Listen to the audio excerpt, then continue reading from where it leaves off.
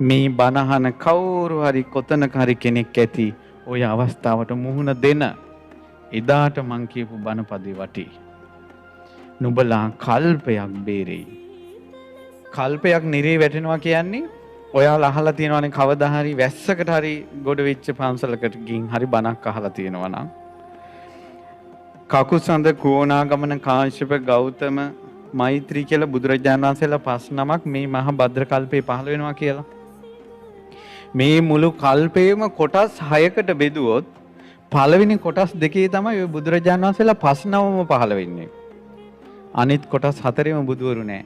එක කල්පයක්. එච්චර කල්පයක් මාතෘ ඝාතකයා නිරේ.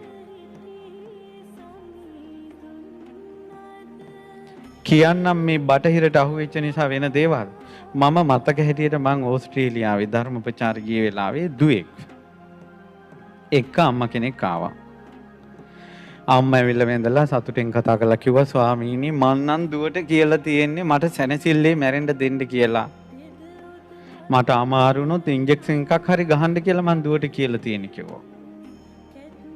එතකොට බටහිර තියෙන ඔබ දන්නවා ලෙඩාට අමාරු නම් ඒවා සමහර වෛද්‍යවරු යෝජනා කරනවා.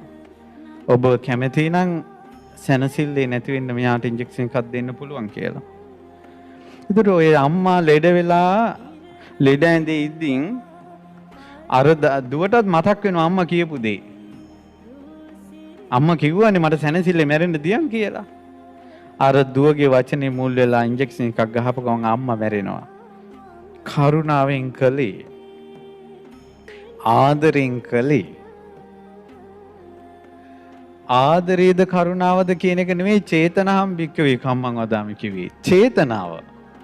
චේතනාව කියන්නේ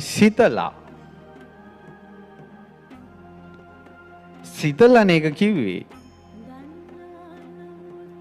ඒ දුව මාතෘ ඝාතකයි. කල්පයක් නිරේ. ඒ වාගේ පවක් දැන හෝ නොදැනගෙන කරගත්ත කෙනෙක් මේ මහා පෘථුවියේ පුරාම රහතන් වහන්සේලා වඩා හිඳවලා දනින් දන ගෑවෙන කල් රහතන් වහන්සේලා කියන්නේ දනියෙන් දනිය ගෑවෙන විදිහට රහතන් වහන්සේලා මුළු පෘථුවියේම ඉඳවලා අටපිරිකර පූජා කළා මහා දානයක් දුන්නත් ඊළඟ ජීවිතේ අපාය යන්නේක නම් වැළකෙන්නේ නැහැ. අතරක් නෑ. ඒ නිසා යානන්තරිය කියන්නේ කොහොමද බටහිර පොලිමට කල්පයක් නිරේ යන්ට සත්වයෝ පෙළ ගැසී